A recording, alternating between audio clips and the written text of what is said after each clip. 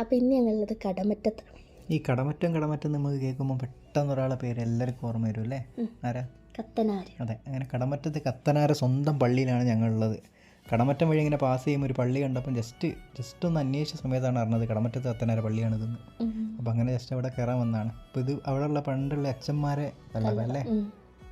സെമിത്തേരി. അതെ, ഇവിടുത്തെ സെമിത്തേരിയാണ്. നമുക്ക് ഒരു പുതുമയുള്ള കാഴ്ചയല്ലേ, ഒരു ഹോണ്ടഡ് ഫീൽ ഉണ്ട് അല്ലേ? പക്ഷേ കുറേ ആൾക്കാർ വന്ന് പോവും കാര്യങ്ങളൊക്കെ സമർപ്പിക്കാൻ നോക്കാണ് കേട്ടോ. അങ്ങനെ ഇവിടെ നിന്ന് അന്വേഷിച്ചപ്പോൾ വീണ്ടും പറഞ്ഞു നമ്മളെ കടമറ്റത്ത് കത്തനാർ പാതാളത്തിലേക്ക് പോയി എന്ന് വിശ്വസിക്കപ്പെടുന്ന ഒരു പള്ളിയുണ്ട്, പള്ളീൻ്റെ അടുത്തുള്ള ഒരു കിണറും അല്ലേ ഉണ്ട്. അപ്പോൾ അത് കാണാൻ വേണ്ടിയിട്ട് പോവാണ്. ഇതൊക്കെ ഒന്നും അറിയില്ല കേട്ടോ, പെട്ടെന്ന് വന്ന സമയത്ത് ഓരോരോ ആൾക്കാർ പറഞ്ഞല്ലേ അറിവാ. അപ്പം നമ്മൾ കേൾക്കുമ്പോൾ ഒരു ഇതാണല്ലോ അല്ലേ. അപ്പം അങ്ങനെ പോവാണ്. കുറച്ച് നടക്കാനുണ്ട്. അപ്പം ഇവിടെ അടുത്തുള്ളൊരു പള്ളിയിലാണെന്ന് പറഞ്ഞാൽ അങ്ങോട്ട് ഒരാൾ വഴി പറഞ്ഞു തന്നപ്പോൾ അങ്ങനെ പോവാം. പോയടം പള്ളി. അതെ, പോയടം പള്ളി. ഇതാണ് പോയടം പള്ളി. അങ്ങനെ ഇവിടെയാണ് ഡെസ്റ്റിനേഷൻ എന്ന് പറഞ്ഞിട്ട് ഞങ്ങളെല്ലാവരും കൂടെ കുറച്ച് എക്സൈറ്റഡ് ആയിട്ട് എത്തിയതാണ്.